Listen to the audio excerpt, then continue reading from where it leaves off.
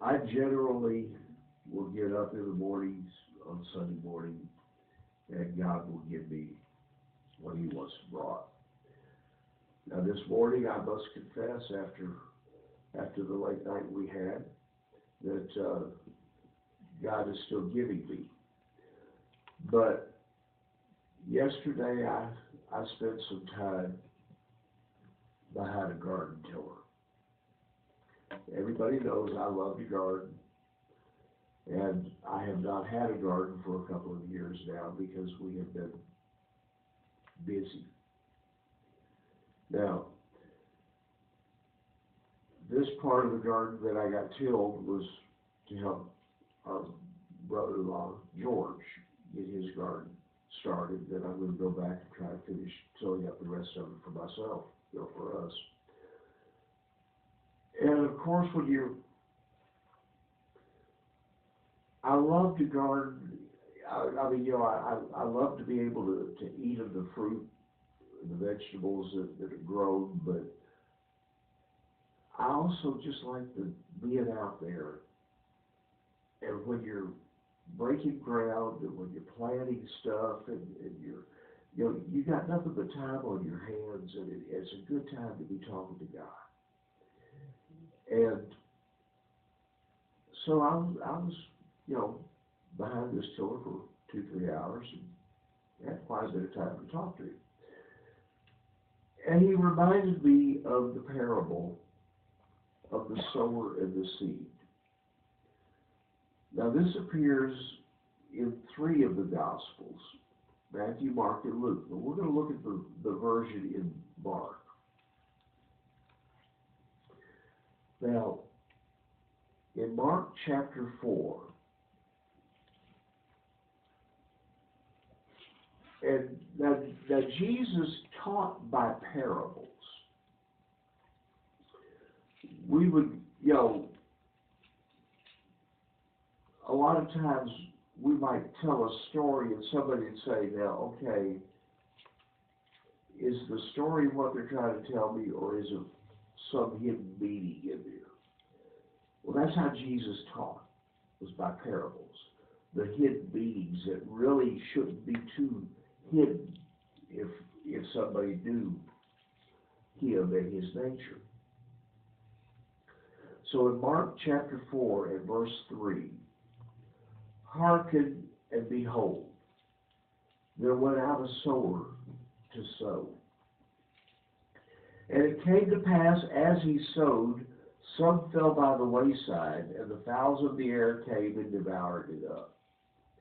And some fell on stony ground, where it had not much earth, and immediately it sprang up, because it had no depth of earth. But when the sun was up, it was scorched, and because it had no root, it withered away. And some fell among thorns, and the thorns grew up and choked it, and it yielded no fruit. And other fell on good ground, and did yield fruit that had sprung up, and increased, and brought forth some 30, and some 60, and some 100. End of discussion. Now, we can look at that and say, that's really pretty self-explanatory. Now, the sower that he's referring to did not hoe a row and plant the seed and cover it up. What he's talking about is wheat, and it's just broadcast, almost like grass, okay? And if you get some that falls in a bunch of rocks, then you kind of understand how that is going to grow. Because seed has to have soil. And I've always noticed that whenever I'm out in a garden and I'm laying out the row, I'll take the hoe after I've tilled the ground and it's nice and soft. I'll take the hoe and I'll lay out a row. I'll just kind of drag it and dig a little trench with it. And then I'll drop seed in it. And if there's a bunch of birds around, I can only do 1 or 2 rows at a time, and I've got to go cover it back up, or the birds are right there.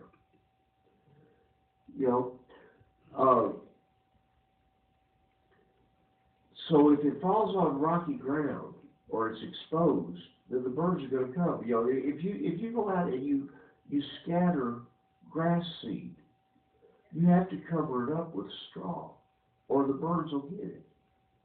All right, and if there isn't much soil there, there's some, but enough to just get the seed to sprout. But if there's not enough soil for it to get a root, then the first hot sun, doesn't matter whether it's been watered or not, the first hot sun, and it's going to scorch that plant. It's going to dry up. So you got to have good soil. Now this garden spot, my mother-in-law's been gracious enough to allow me to garden up there. I've treated it with, organic fertilizer. Now y'all figure what that is, but I've treated it with organic fertilizer.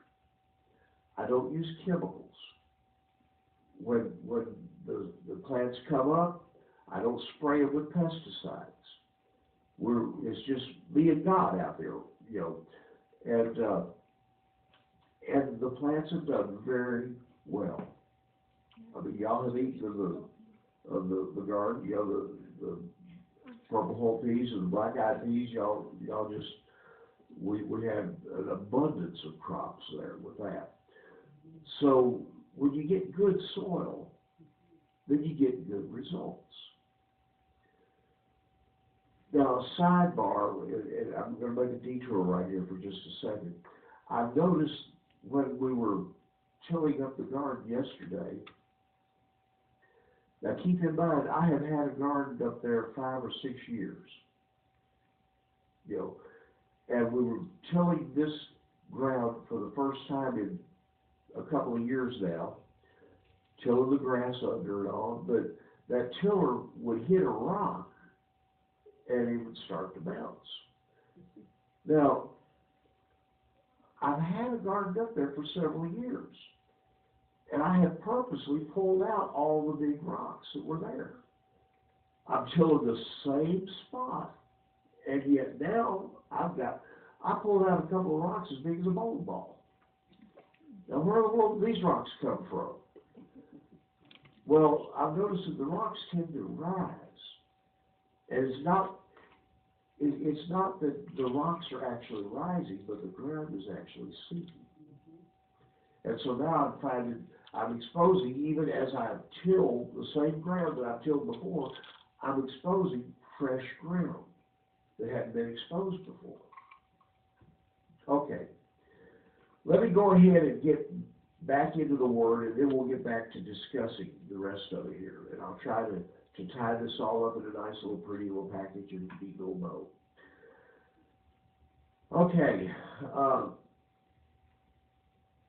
course, the disciples had come, and they said, what are you talking about? Garden, seeds, sows, what are you talking about? Verse 13, he said unto them, know ye not this parable? And how then will you know all parables? Now that question right there ought to slap us in the face. Jesus talks to us that we don't understand about something. He said, how in the world can you figure out what I'm talking about? About anything. It's something this simple you can't understand. Verse 14, the sower sows the word. Okay. And these are they by the wayside, where the word is sown. But when they have heard, Satan cometh immediately and taketh away the word that was sown in their hearts. And these are they likewise which are sown on stony ground, who, when they have heard the word, immediately receive it with gladness, and have no root in themselves, and so endure but for a time. Afterward, when affliction or persecution arises, for the word's sake, immediately they are offended. And these are they which are sown among thorns, such as hear the word. And the cares of this world, the deceitfulness of riches, and the lusts of other things entering in, choke the word, and it becomes unfruitful. And these are they which are sown on good ground, such as hear the word and receive it and bring forth fruit, some 30-fold, some 60, and some 100. Now, the question I would ask after having been read that parable or told that parable by Jesus, the question I would ask is, what kind of ground are you? And don't answer that question real quick. Because it's real easy to say something. But when you think about it, you say, well, wait a minute. Now he goes on and he says here, okay, the ones on the wayside, as he said, the wayside, the fowls of the air come and devour it. Okay, that's back in verse 4. But in verse 15, these are they by the wayside which the word is sown, but when they have heard, Satan comes immediately and takes away the word that was sown in their hearts. Now, I have known a lot of people, and at times, if I'm honest, would say that I have been one of those. I'd hear a word. Example. I heard a word this morning that was a good word, but the preacher made a statement that I knew wasn't in the Bible. And it surprises me, because this is a preacher that I follow on TV. And I like this preacher. I'm not going to mention his name.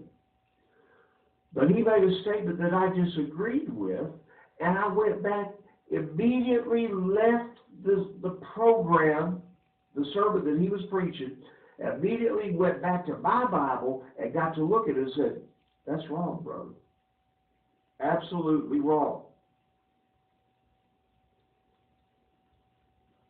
Satan used that one little thing to cause me to be so distracted from the rest of the message that I couldn't have heard anything if my life had depended upon it. Okay?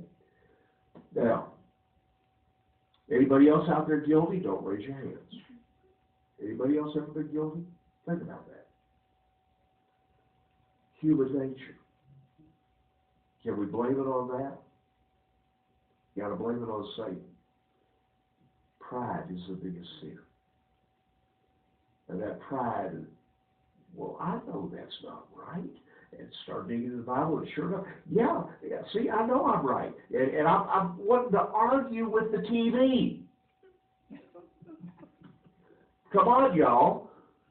That person couldn't have heard me. You know, but Satan's sitting there laughing at me. I got you. I got you. Okay, all right. I just, as long as somebody else is out there like me, I just want to verify that. Okay. And these are they likewise which are sown on stony ground, who, when they have heard the word, immediately receive it with gladness. Man, that's a good message. I receive that healing. I receive that healing. And have no root in themselves. Did you catch that? Have no root in themselves. Okay? And so endure, but for a time. Afterward, when affliction or persecution arises for the word's sake, immediately they are offended. Well, bless their little hearts.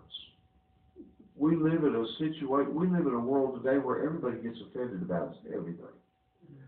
Colleges are building pity rooms where people can go and have a little pity party.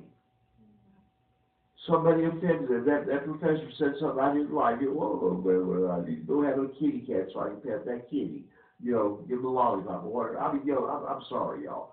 I've got no sympathy when it comes to something like that. But we'll put it spiritual here.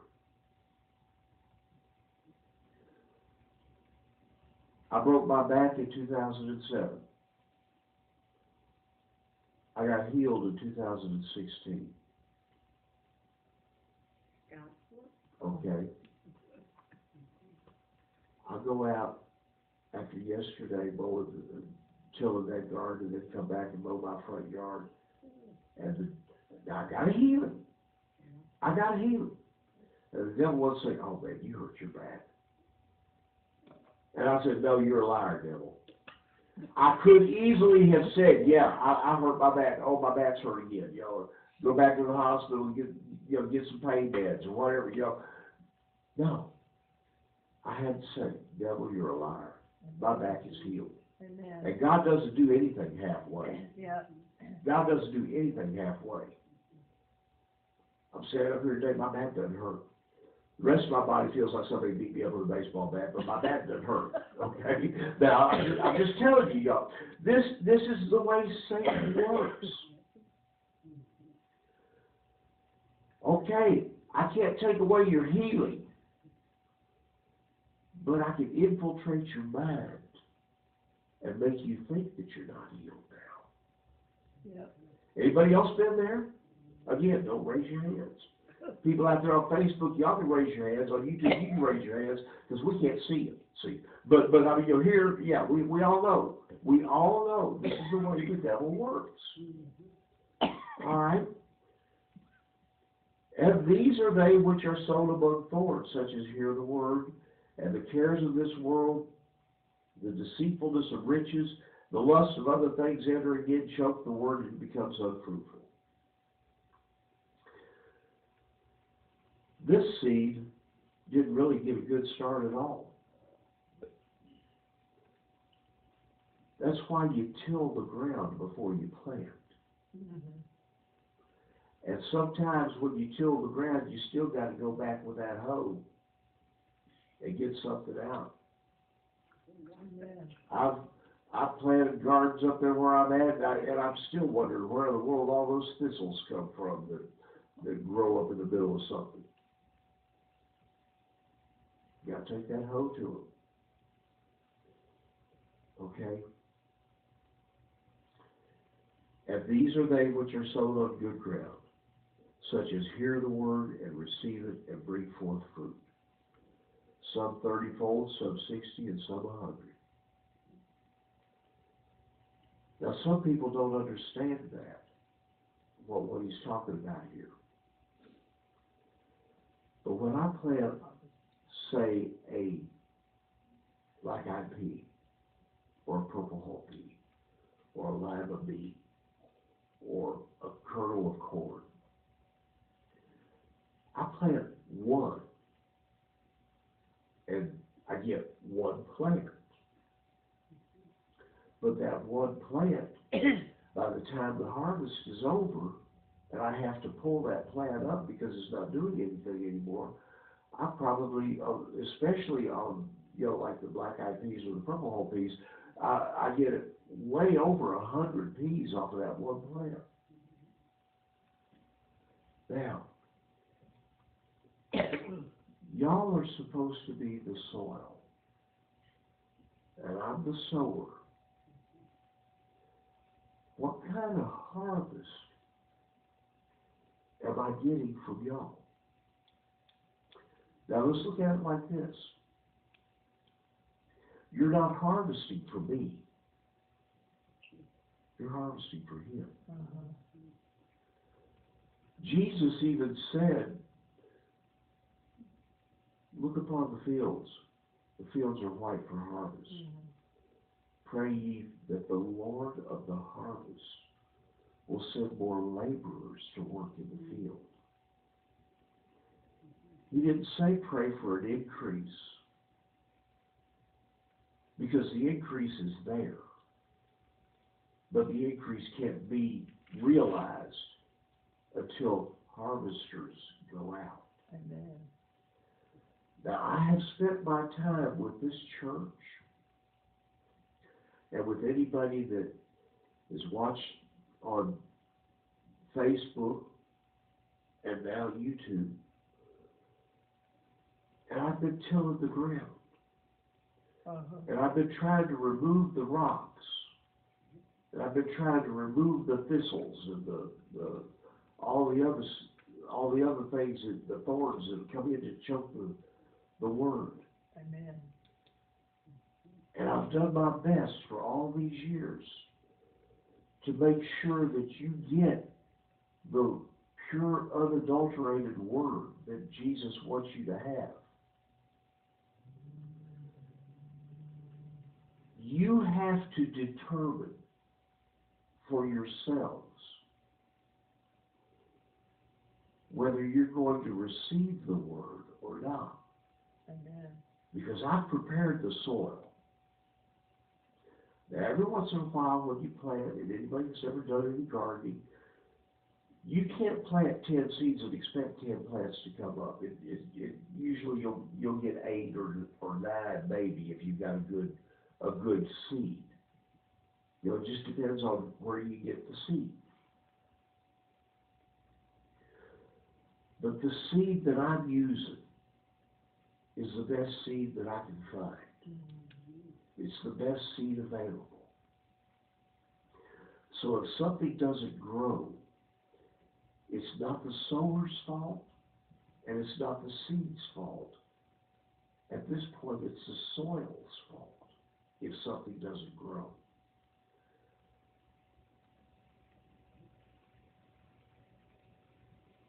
When I plant that garden, it's not just one of those deals where I go up and I can plant it and then ignore it, and then go back a couple months later and pick.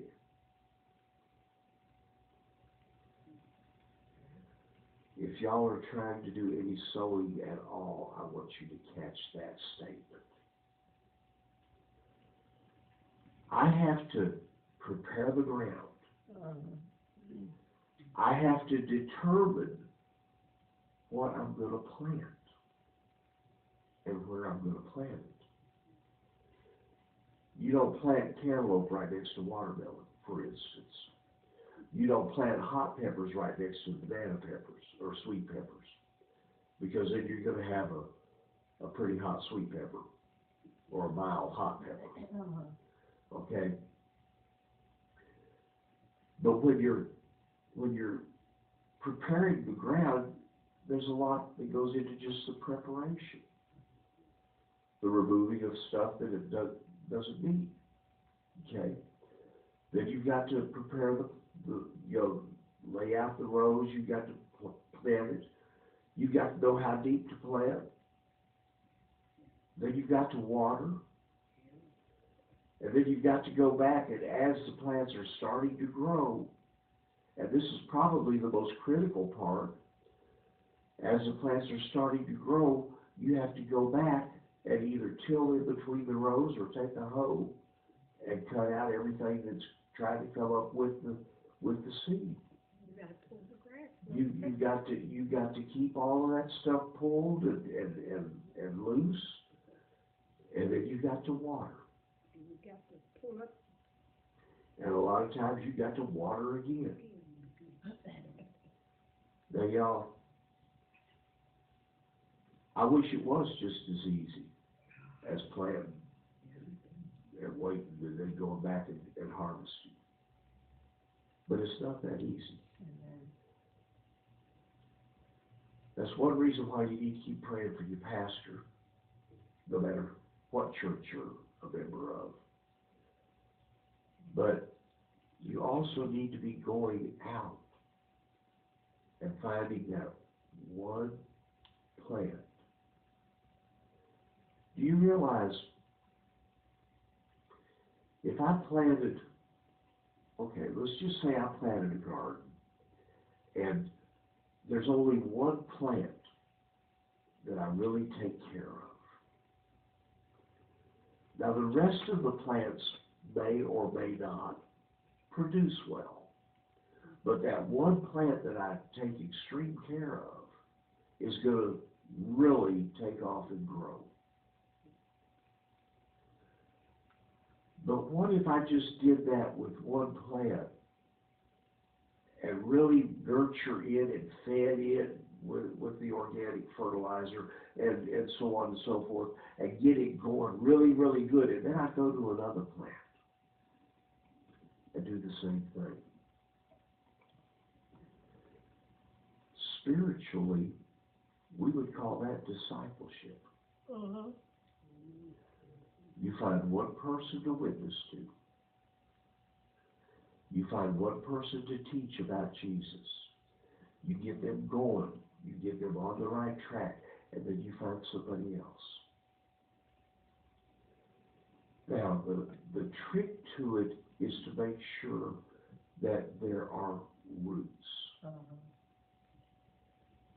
Okay?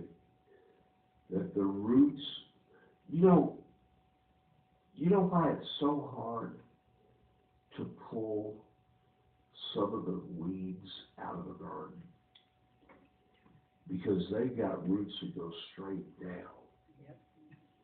And a lot of your garden plants, if you're not careful, and you've got, say for instance, a thistle growing up in the middle of a bunch of peas, and you go to pull that thistle up, if you're not careful, you're going to pull those peas up too. Because the thistle's roots are straight down and the peas' roots are going out. Because the peas don't require quite as much water as the thistle does. And when you pull that thistle, you got to make sure you get that whole root, or it's going to come right back. That's just like the devil. If you're witnessing to somebody, oh thank you, Lord. If you're witnessing to somebody and the devil's right there, and you don't cut that devil's root out, you really haven't done any good. Because that root is going to send up another thistle, and the root is going to be even deeper this time, and it's going to be harder to get him out. Now, Paul said in Romans, I want to say it was 11 and 16, but he said that if the root is holy, then the branches are holy. Now, if as we witness to people, and we get them rooted in the Word, then they're going to produce fruit. But if they're not rooted, they're just going to wither up and die because you went on to somebody else and left them all by themselves. A pastor's greatest joy is to know that his garden, his flock, is rooted enough that they can take a vacation and have somebody else come in and know that these people are going to be able to discern whether they're being fed the truth or whether they're being fed hot air. A pastor's greatest joy would be to hear that the members of his church are going and telling other people about Jesus. And y'all, I'm going to tell you, there is no greater joy that I can think of aside from your own salvation than to be able to lead someone else to the Lord. I've been blessed and privileged to lead a bunch of people to the Lord. My own family, even. Now, y'all, I want that blessing for y'all. But you've got to determine what kind of soil are you going to be. Are you going to take issue with what I preach? Or are you going to receive what I preach? Are you going to be stony ground? Or are you going to be good soil? I want everybody in my church, and my heart's desire is for everybody that listens to these messages online, I want them to be good soil. And that's all I've got tonight, today. Father, we thank you, Lord.